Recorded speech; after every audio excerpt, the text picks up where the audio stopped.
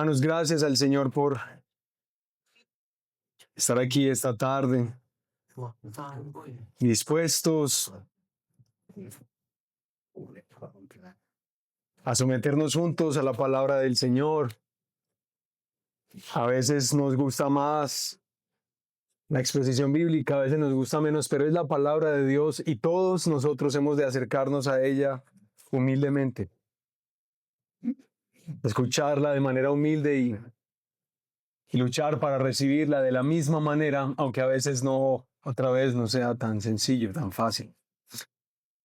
Pero estos días, recuerden, nosotros hemos venido compartiendo esta serie para que nuestro gozo sea completo, que es una de las razones o uno de los propósitos por los cuales Juan escribe esta carta, sobre todo uno de los propósitos que aparece en el primer capítulo. Hay otro que más claramente se ve más adelante, pero me encanta describir lo que Juan pretende con la iglesia también al decirlo de esta manera, para que nuestro gozo sea completo. Y que esa sea nuestra aspiración, la de todos acá. Yo quisiera, por un minutico por lo menos, antes de entrar al texto de esta tarde, quisiera que repasáramos un poquito. Ahí abre Primera de Juan, un momentico, abre ahí.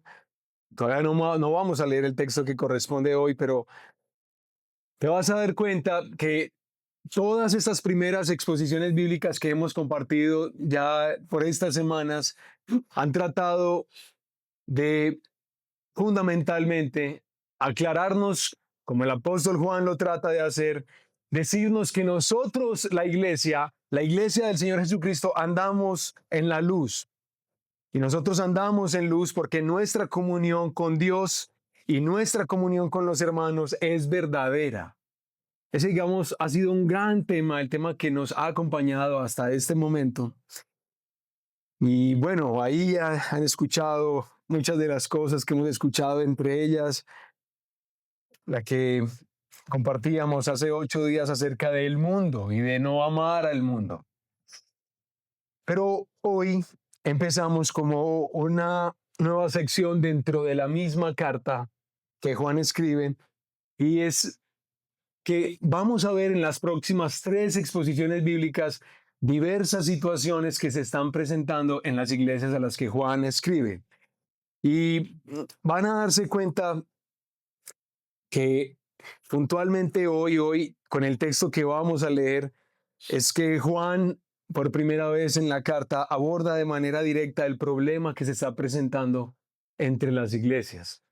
Esperamos que sea muy instructivo para nosotros, muy, si es necesario, aún estremecedor, pero que podamos escuchar al Señor, su palabra y someternos a ella. Por eso es que vamos a leer desde el versículo 18 hasta el 27 del capítulo 2. Por favor, Primera de Juan, capítulo 2. Vamos a leer desde el versículo 18.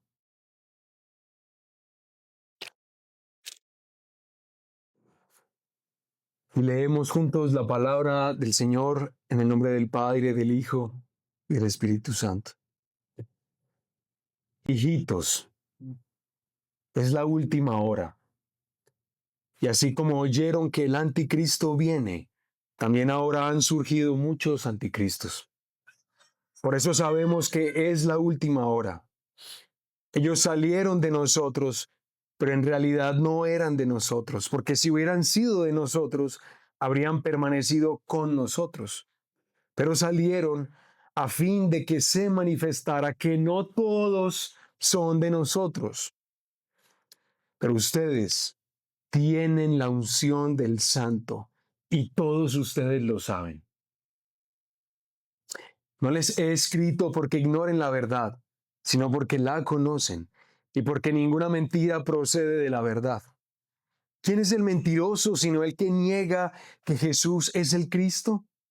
Este es el anticristo, el que niega al Padre y al Hijo. Todo aquel que niega al Hijo tampoco tiene al Padre. El que confiesa al Hijo también tiene al Padre. En cuanto a ustedes, que permanezca en ustedes lo que oyeron desde el principio. Si en ustedes permanece lo que oyeron desde el principio, ustedes también permanecerán en el Hijo y en el Padre. Y esta es la promesa que Él nos hizo, la vida eterna. Les he escrito estas cosas respecto a los que están tratando ¿de qué? De engañarlos. En cuanto a ustedes, la unción que recibieron de Él permanece en ustedes y no tienen necesidad de que nadie les enseñe. Pero así como su unción les enseña acerca de todas las cosas y es verdadera y no mentira, así como les ha enseñado, ustedes permanezcan en Él. Amén. Hasta ahí, hermanos, texto que vamos a tratar de meditar esta tarde y vamos a orar al Señor. Todos nosotros, otra vez, volvemos nuestro rostro al Señor como comunidad. Volvemos nuestros ojos a Él. Y nos volvemos para que Él tenga compasión de nosotros, que nos alumbre en esta tarde.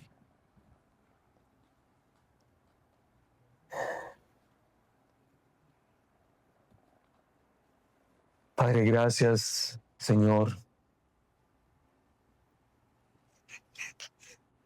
Gracias por permitirnos estar esta tarde en este lugar. Es un tremendo privilegio, Señor, ser parte de tu iglesia. Gracias por permitirnos estar aquí en esta tarde, a esta hora, en este lugar. Gracias por este hermoso lugar. Y gracias por tu palabra, Señor.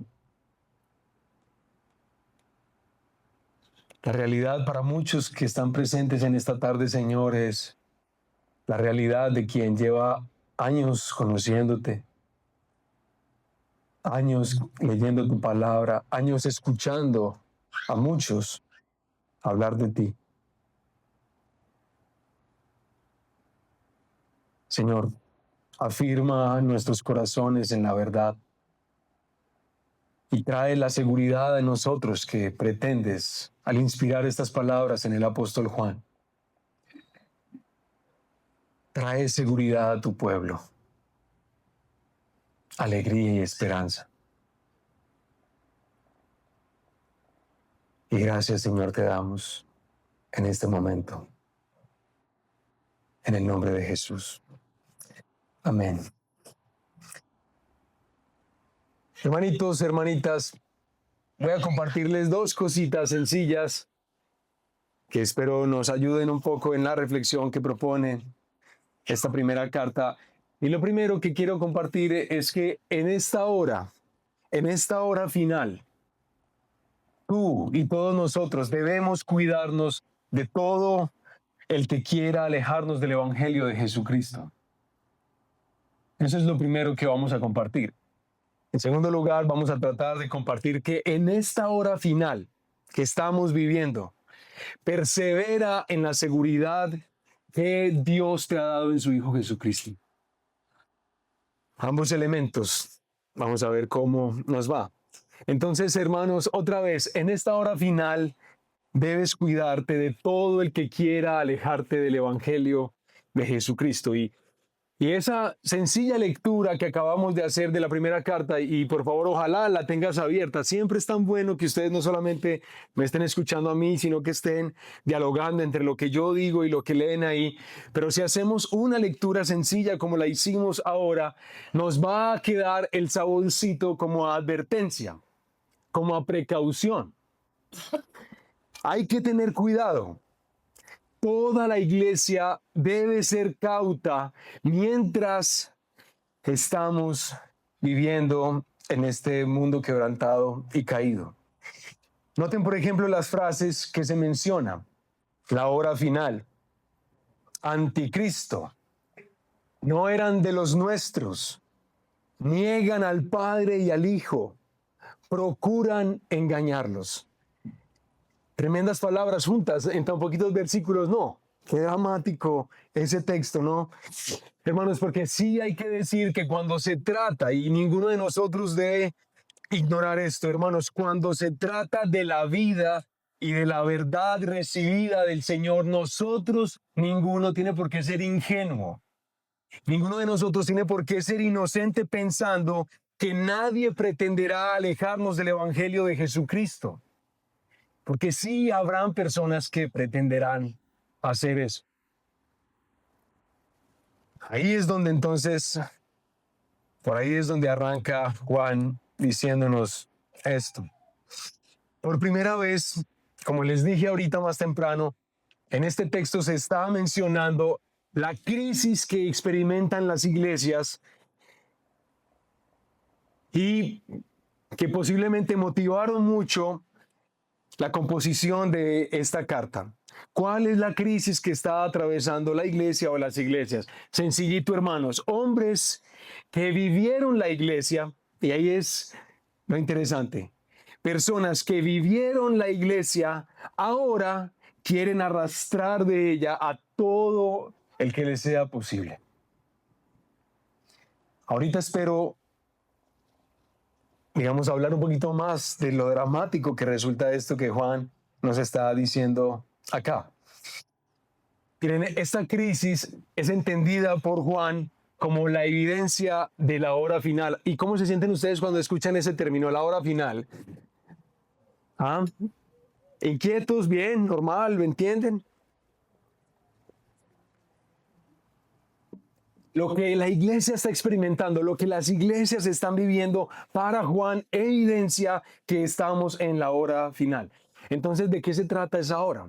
Porque creo que hay necesidad de que entre nosotros cristianos, sobre todo con tanta información que tenemos, pueda quedar un poco clara de qué se trata esto de lo que Juan menciona. Bueno, lo primero que quiero decir es que cuando se habla aquí de la última hora, no se habla del momento inmediatamente anterior al regreso de nuestro Señor Jesucristo.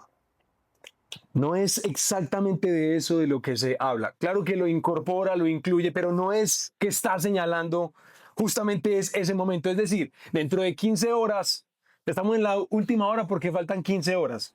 No es así. Más bien, hermanos, quisiera que empezáramos a entender cuando la Escritura, el Nuevo Testamento especialmente, habla de la última hora como el periodo indeterminado de tiempo entre la primera y la segunda venida del Señor. Todo ese periodo de tiempo es la última hora. Bien. ¿Por qué es la última hora? ¿Por qué todo ese periodo de tiempo deberíamos entenderlo así? Porque el regreso glorioso del Señor Jesucristo es el último evento en la historia de la redención. Y ustedes tal vez que son buenos lectores de la Escritura, habrán escuchado cuando el Señor Jesucristo menciona algunas características de esa hora final. Por ejemplo, en Mateo 24, en Marcos 13, en Apocalipsis capítulo 13, en Apocalipsis capítulo 19 se menciona eso. Y recuerden, como lo dice uno de los autores que estuve consultando, dice que en esa última hora, en esos últimos tiempos, habrá una catarata de falsedad y maldad que obligaría a la iglesia a estar muy alerta. La existencia de falsos cristos y falsos maestros sería una de las características de la hora final. Bien, pues hermanos, ¿cómo les parece que justamente eso es lo que el apóstol Juan está observando al interior de la iglesia? Y posiblemente las iglesias a quienes él escribe. ¿Qué está ocurriendo? Varias cosas. Aquí lo mencionan. ¿Qué lograron captar en la lectura que hicimos? ¿Qué está ocurriendo que realmente es peligroso? Ahí. ¿Ah? A ver si tienen ahí el texto abierto, hermanos. ¿Qué dice?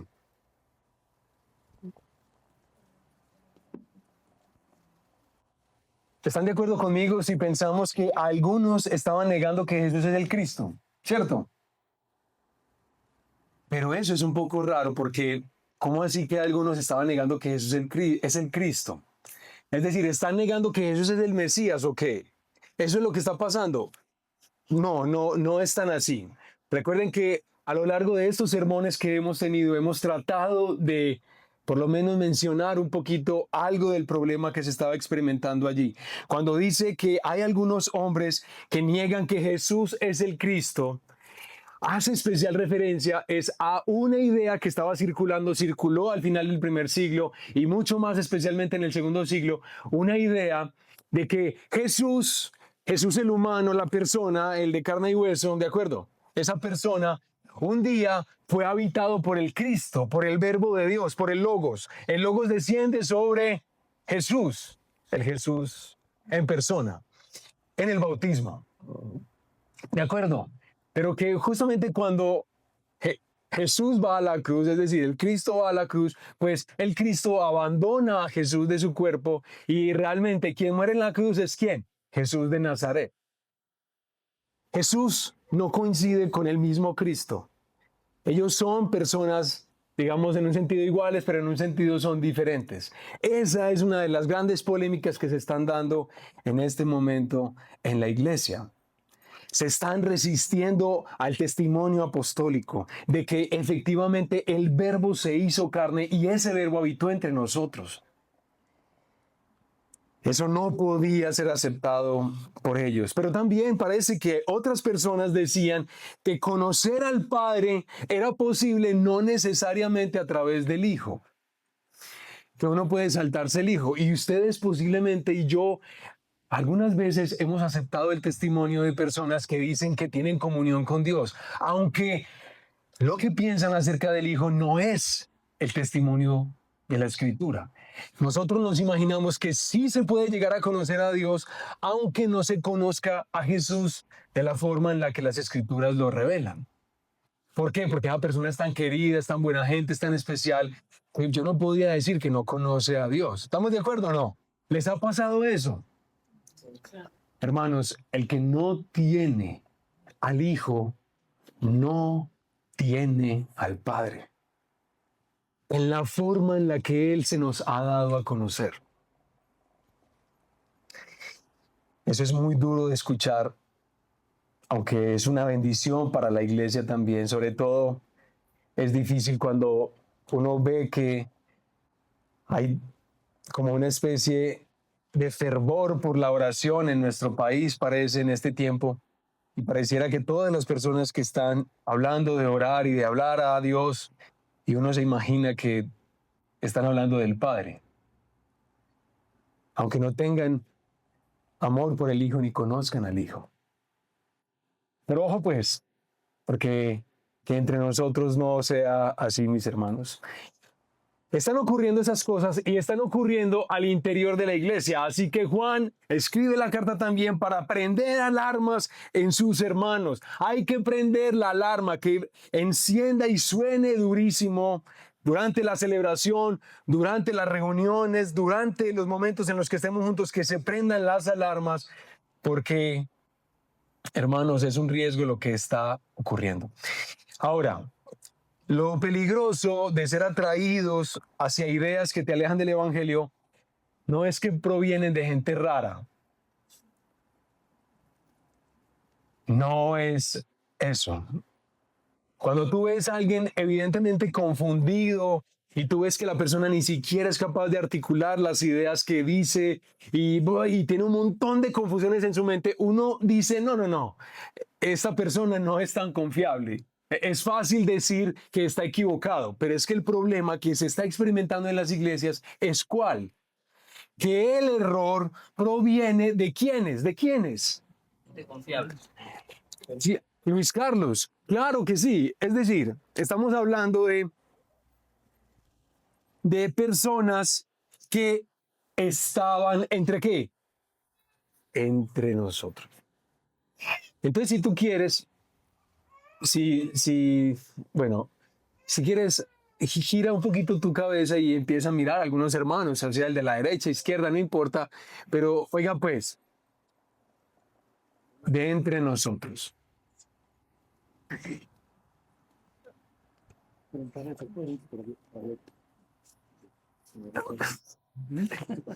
Miren lo que dice el versículo 19, por ejemplo. Ay, no, Ellos salieron de nosotros, pero en realidad no eran de nosotros, porque si hubieran sido de nosotros, habrían permanecido con nosotros.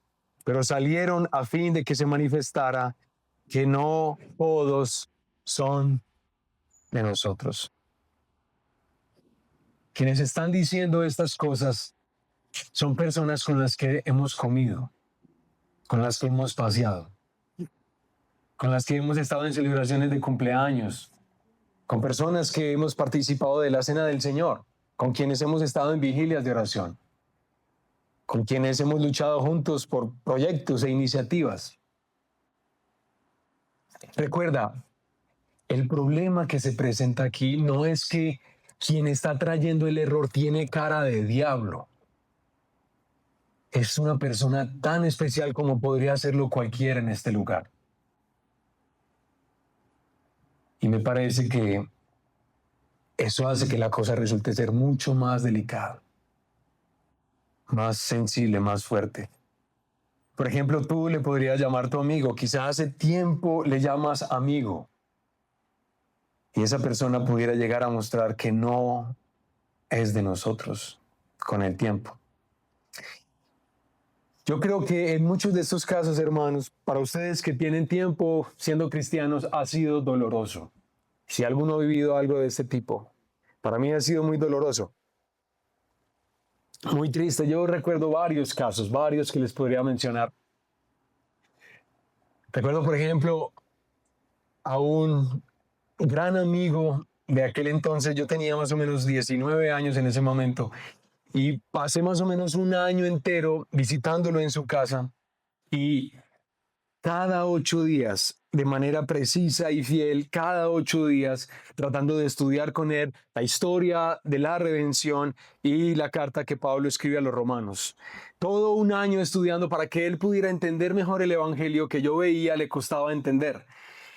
Todo un año lo acompañé y vivimos momentos tan especiales, tan lindos, y se percibía como cierto crecimiento en su carácter, en su comprensión, en sus palabras. Tan bello este hombre.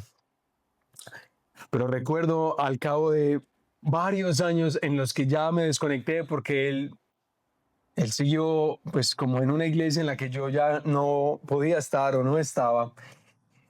Y recuerdo que al cabo de un tiempo él empezó a, mejor dicho, me enteré de que él había tomado la decisión de ser un fuerte promotor de todas estas cosas progresistas, y la verdad era tan triste escuchar a quien fue mi amigo por mucho tiempo, y sobre todo fue muy difícil porque yo recuerdo una de esas ocasiones en las que yo compartía con él la escritura. Recuerdo que él me llamó en la noche una vez muy tembloroso, muy nervioso, y yo le decía, pero ¿qué te pasa? ¿Por qué estás así? ¿Por qué estás tan asustado? Recuerdo que me decía, no, es que yo tengo que decirte algo. Y yo, no, tranquilo, no hay problema, pero estamos en confianza. Dímelo tranquilo. Y después de mucho temor que logra expresar, él me dice que a él le gustan los hombres, que él tiene un problema homosexual. Así él lo describe en ese momento, y yo pues la verdad le digo, pues hermano, pues no sé, de pronto yo estoy más quebrantado sexualmente que tú, pero para eso tenemos a Jesús, para eso tenemos a nuestro Salvador. O sea, sí, puede ser que es difícil para ti esa área, y quién sabe cuántas entramados de tu historia hace que eso pueda ser así, pero para eso es Jesucristo, quien nos perdona y quien nos cambia, ¿cierto? Y fue un momento hermoso con él y todo lo demás. Finalmente me entero de que no, el hombre se convierte en alguien que promueve fuertemente todas estas cosas. Pero digamos, ese es un caso que cualquiera evidencia y dice, no, nosotros sabemos que eso que él está diciendo es claramente un error. Pero también recuerdo otra persona, por ejemplo, ay hermanos, un señor que era tan lúcido, tan inteligente, tan capaz de articular buenas ideas dentro de nuestra teología cristiana, y llegó el día en que el hermano empezó a decirle a la iglesia que él era el ángel de Tesalónica. Eso, eso da risa, pero él no estaba haciendo una broma. Él era el ángel de Tesalónica. Y obviamente, pues, o sea, cuando uno se da cuenta que él estaba diciéndolo en serio, pues es decir, es primero muy triste, porque uno pues sabe quién es la persona y uno, es decir, no hemos tomado el cafecito, ¿de acuerdo? Hemos comido buñuelos y todas las cosas, y el ángel de Tesalónica, hermano. Y no está bromeando, y entonces empieza a escalar lo que este hermano empieza a decir, y empieza a expresarlo con tremenda convicción, con tremenda certeza, y la verdad, hermanos y hermanas estaban empezando a ser bastante confundidos y enredados al interior de la iglesia. Porque sí, uno puede decir, cualquiera que diga acá que es el ángel de Tesalónica, yo digo que no, no puede ser. Sí, pero hermanos, ustedes han visto un culebrero bien bravo. Es decir,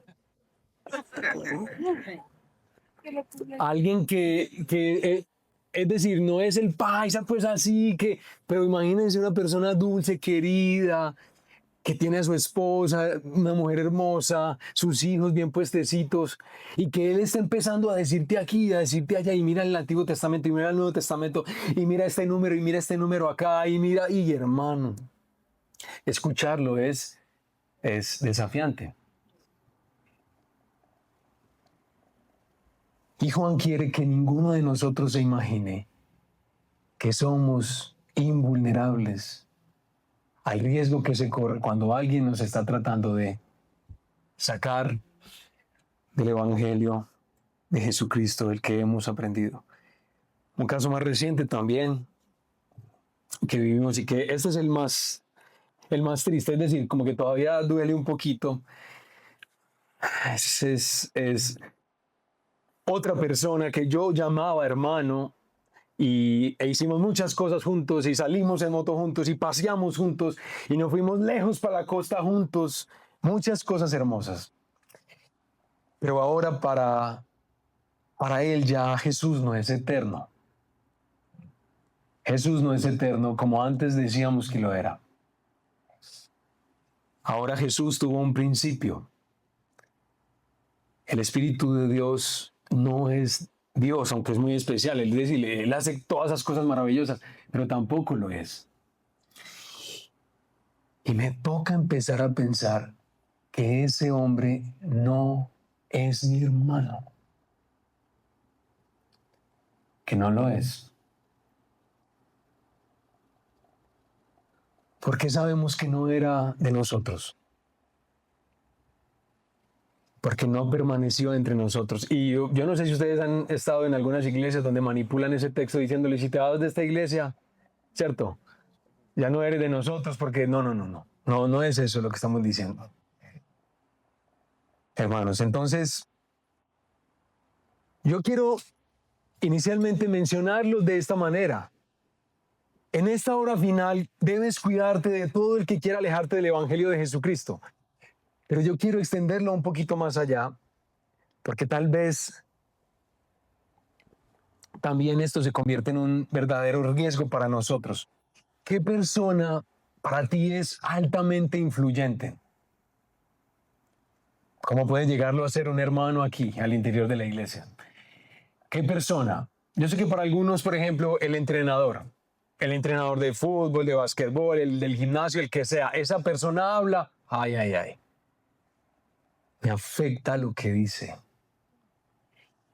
¿Y qué tal si esa persona empezara a decirte cosas acerca de Jesucristo, de su evangelio, de lo que se nos ha revelado por los apóstoles y los profetas? ¿O qué tal alguien, yo no sé, quién más podría ser muy influyente en la vida de uno? ¿Un maestro también, no? ¿Un miembro de la familia, no? ¿Qué tal un pastor? ¿Un poquito o qué? Un pastor, y empieza a llevar ideas nuevas, porque la verdad es, hermanos, que esto se me abrió a mí y yo empecé a comprender cosas que nunca había comprendido.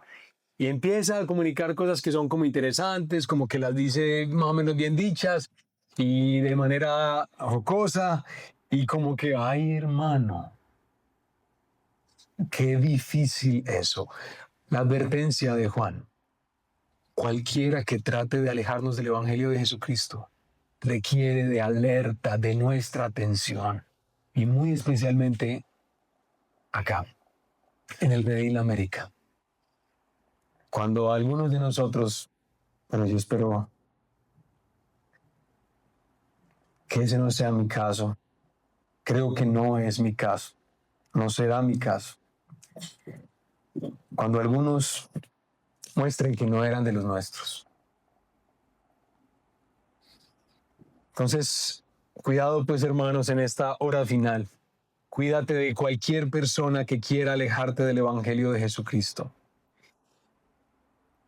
Y yo creo que Juan era bastante sensible a lo que él podía imaginar en su iglesia, en sus hermanos.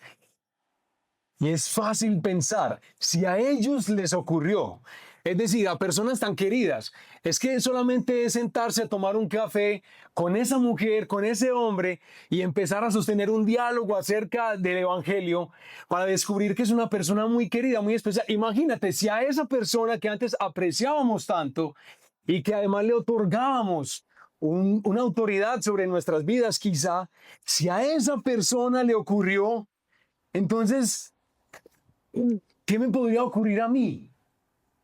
¿De acuerdo?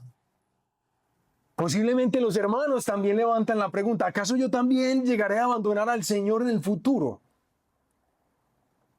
Tal vez llegará el día en que a mí no me importará el Evangelio. ¿Llegará ese día para mí o qué? Es muy probable que ese estremecimiento que experimenta la iglesia pone a los hermanos en el miedo que yo les compartí hace 8 días, que expresaba esta chica, esta joven, por lo que está ocurriendo en una de las iglesias que yo les compartí hace 8 días. El miedo que ella siente al ver que un hermano que ya no es hermano, pero que se ha alejado del Señor, ella decía, entonces, si ese hombre tan querido, tan especial le ocurrió esto, entonces eso me podría pasar a mí. Pues esa sensibilidad tan hermosa de Juan, que posiblemente suponía y sabía que ya los hermanos estaban pensando en estas cosas,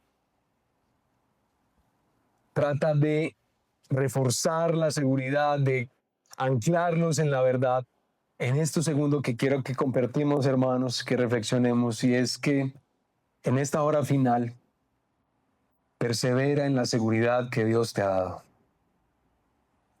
Si debemos alejarnos, por un lado, de quienes están enseñando el Evangelio de manera distorsionada, pues también nosotros debemos permanecer en la seguridad que Dios nos da.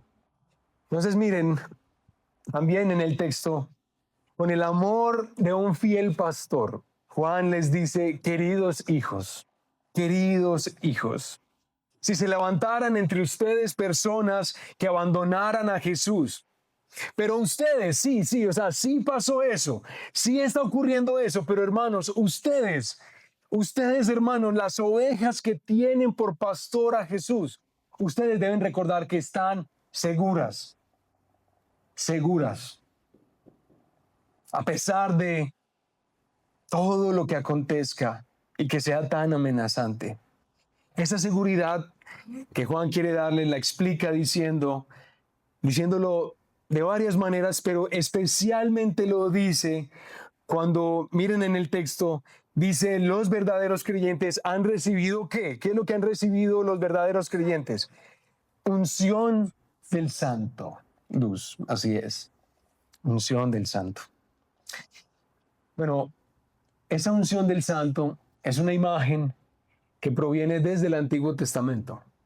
Aprendemos del Nuevo, mejor dicho, hacemos uso en el Nuevo de aquello que hemos aprendido en el antiguo. En el antiguo, hablar de esa imagen se refería a alguien escogido por Dios que era ungido con aceite y se consagraba para la tarea que el Señor le había encomendado. Era un ungido. ¿Sí recuerdan David? ¿Sí recuerdan jueces? Exactamente así es.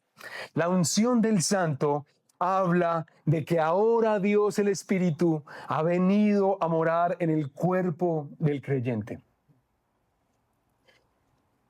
Su presencia en nuestra vida, la presencia de Dios el Espíritu en nuestra vida es tan determinante para asegurarnos un hermoso destino, que también el Espíritu de Dios y su recepción en nosotros es descrito como las arras de nuestra herencia. ¿Recuerdan ese texto, cierto?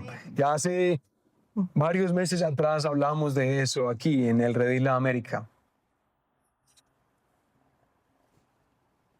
Hagamos la pregunta. ¿Qué bien representa para nosotros, para la iglesia, para los creyentes verdaderos, para quienes son hijos del Dios Altísimo, para quienes son ovejas del buen pastor? ¿Qué es lo que representa para nosotros la unción del Santo? Juan lo describe de varias formas aquí en este texto. Por ejemplo, él dice conocer a Jesús, es decir, conocer la verdad.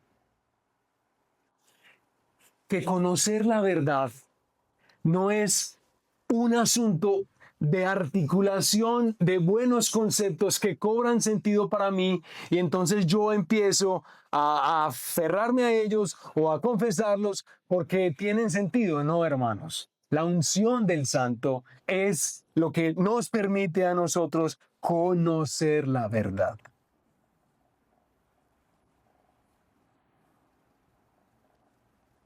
Eso es muy lindo, ¿no? Porque es como si justamente alguien que vive en nosotros, una persona, que no solamente somos nosotros, con nuestras reflexiones, con nuestra historia personal, no, alguien que vive en nosotros nos está hablando la verdad, iluminando la verdad, para que podamos llegar a entenderla. Eso es un don, ese es un milagro. Esa es una gracia de Dios, la unción del Santo que ahora está sobre los hijos e hijas de Dios. Ser enseñados por Él mismo. En otros pasajes diferentes a este que estamos estudiando, el Espíritu de Dios, la unción del Espíritu de Dios, que Él venga a morar en nuestras vidas, es descrito como el originador de nuestra nueva vida. ¿Recuerdan el Evangelio mismo de Juan? Capítulo 1. Que no ha sido nacido de carne ni de sangre, sino de qué? De Dios, de Dios, por la acción de Dios, el Espíritu. Juan, hermanos, quiere asegurar nuestros corazones en el amor electivo de Dios, en ese amor que prevaleció sobre el fracaso de todos los apóstoles, por supuesto menos de Judas, que no era de los nuestros, pero sí de Pedro, pero sí de Juan, pero sí de todos.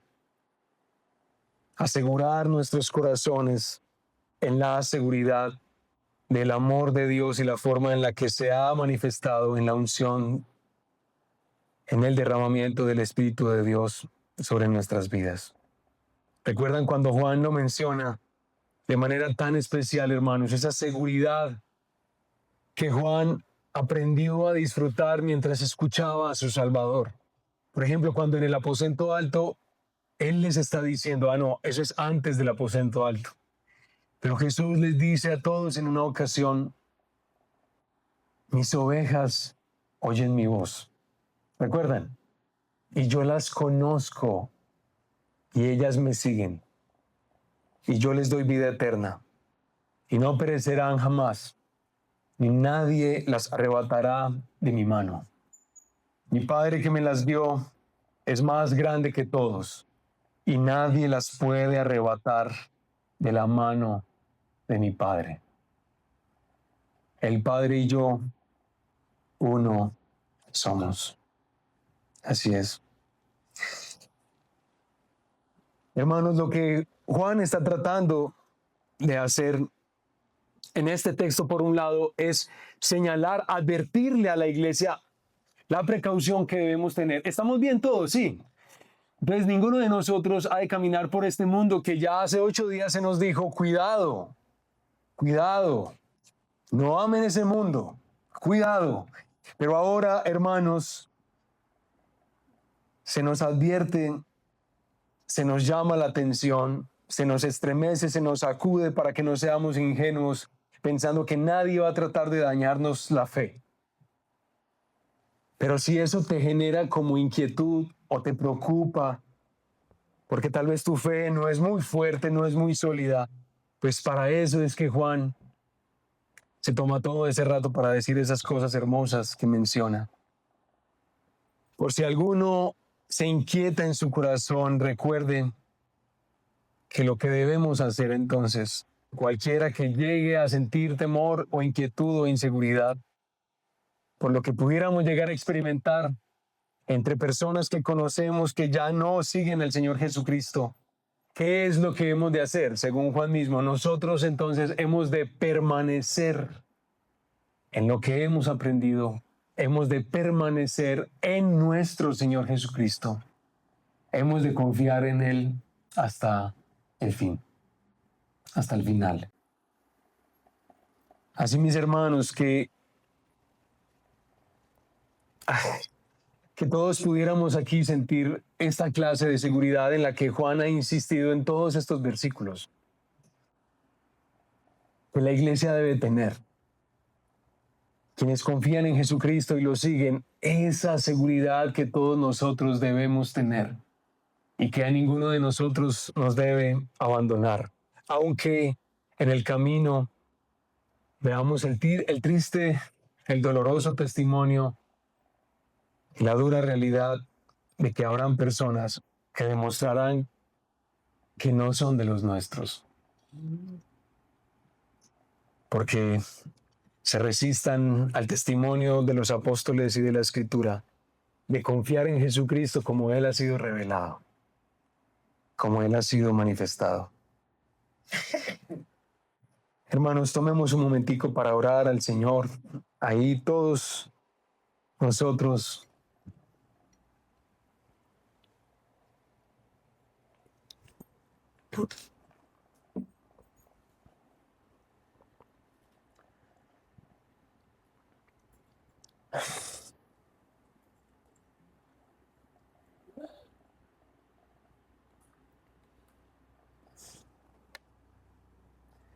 Padre nuestro que estás en el cielo,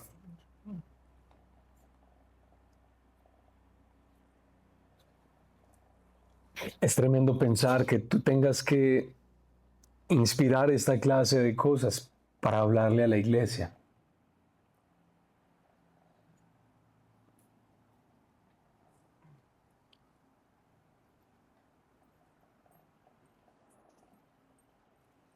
Pues uno pensaría que eso no debería ocurrir, pero ocurre y ha ocurrido desde el principio. Es más, la última hora se ha caracterizado por justamente eso, Señor. Por el levantamiento de hombres y mujeres que se oponen a tu Hijo Jesucristo. Y se oponen a Él, aunque dicen que son cristianos. Los 2000 años de historia de la iglesia que tenemos, Señor, nos atestiguan las tremendas confusiones en las que muchos se han metido y muchos han seguido. Padre, yo te suplico que nadie aquí piense que es invulnerable. Tú nos llamas la atención para que estemos alertas, pero al mismo tiempo nos aseguras que nosotros hemos recibido tu Santo Espíritu, para que cada día Él y su obra en nosotros sea más iluminadora de la verdad, para que cada día podamos entender mejor a tu Hijo Jesucristo, nuestro Salvador, Gracias por eso. Gracias, Señor, por guardarnos de tanta confusión que hay. Yo te ruego, Señor, que la iglesia pueda ser astuta, inteligente, mesurada, cautelosa, de escuchar a diestra y a siniestra a todo el que diga creer en ti o tenerte a ti, Padre. Aunque tal vez sus ideas de tu Hijo, sus ideas de la piedad, del amor por los demás, del seguirte a ti, no sean tan apostólicas, tan bíblicas. Padre, por favor, yo te ruego en esa preocupación, Señor, que en lo personal yo he venido sintiendo, no solo por el Redil América, sino en general por las iglesias, de el alto consumo que mis hermanos y mis hermanas tienen, y no necesariamente digo todos aquí, pero el alto consumo que tienen de un montón de cosas que parecen bonitas, que parecen sanas, pero que evidentemente cuando uno habla con las personas uno descubre que están confundidos. Que están confundidos y ellos no sienten ninguna confusión, porque ya hablan el lenguaje de aquellas personas. Ya destacan lo que esas personas destacan. Y tristemente, Señor, lejos del corazón de la palabra, del corazón de la revelación que es el Evangelio de tu Hijo Jesucristo. Padre, por favor, dale sagacidad a mis hermanos y hermanas, por favor, Señor. Guárdalos del mal. Guárdanos de alguien, Señor, que esté entre nosotros y quiera arrastrarnos de la verdad. Y gracias, Señor, por asegurarnos en tu Hijo Jesucristo. Gracias porque nosotros sabemos que somos tuyos. En este momento confesamos que tu Hijo Jesucristo es nuestro Salvador y que Él es Dios, como tú, Padre, también eres Dios. Que el Espíritu que has derramado sobre nosotros es Dios, aunque eres uno solo. Que tu Hijo Jesucristo vino en carne y se manifestó entre nosotros. Y aunque nosotros no lo palpamos ni lo oímos, creemos en lo que los apóstoles vieron, oyeron y palparon. A tu Hijo Jesucristo. Gracias porque nosotros sabemos, Señor, que confiar en Él es espectacular, es maravilloso, es lo que cualquier ser humano necesita para heredar la clase de vida que anhela tener. El mayor bien en este mundo, tu Hijo Jesucristo. Por eso, Padre nuestro, seguimos afirmando la verdad que aprendimos, de que solo en Cristo está la vida. Solo a través de Él es que podemos conocerte a ti. Gracias, Padre Precioso, por todo lo que haces por esta iglesia. Te ruego que entre mis hermanas y hermanos crezca esa dinámica de cuidado y de protección en la verdad. En la verdad. Y aún, Señor, que podamos advertir con diligencia y responsabilidad y consolar, exhortar, corregir a quienes estén confundidos. Hacerlo con humildad y con respeto. Pero enséñanos a vivir de manera responsable al interior de tu pueblo, de la iglesia. Y que nosotros, Señor, seamos esta iglesia a la que escribe Juan. Que aunque vivamos la tristeza de ver entre nosotros personas que algún día llamamos hermanos, pero ahora abandonan su fe, nosotros sigamos perseverando hasta el fin. Hasta el fin, aquí a la vuelta de la esquina, Señor. Hasta el fin perseveraremos y perseveramos en la verdad. porque nos has dado tu Espíritu Santo, que nos llevará y nos ha llevado a la verdad. Gracias te damos por eso. Gracias, Señor. Padre, que mis hermanas y mis hermanos, todos aquí en esta tarde podamos agradecerte a ti, tan agradecidos, porque pareciera que simplemente confiar en tu Hijo Jesucristo es una creencia que circula mucho en ambientes colombianos. En la ciudad de Medellín hay muchas iglesias, así que es normal que uno llegue a ser afectado por una iglesia cristiana. Ay, Señor, no, eso es un milagro. Es un milagro que veamos a tu Hijo Jesucristo y que confiemos en Él. Gracias por tu Hijo.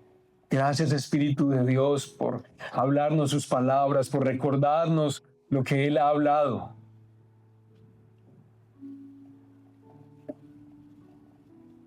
Por enseñarnos, Espíritu Santo, lo que tú oirías también. Y lo que conoces de lo íntimo de Dios. Hermanos, quedémonos orando ahí al Señor, cada uno de nosotros, con reverencia. Si hay que pedir algo al Señor en este momento relacionado con esto, si alguno de ustedes ha estado naufragando o dudando, o tal vez su corazón está frío, porque otras verdades se han anidado en el corazón, pues aquí estamos delante de nuestro Salvador. Hablemos con Él, acerquémonos a Él. Sometámonos a Él. Tomemos un minuto, hermanos, ahí para hacerlo y después dejemos que nuestros hermanos nos guíen en la adoración a nuestro precioso Rey. Pero quedémonos en silencio, permanezcamos ahí delante del Señor a solas.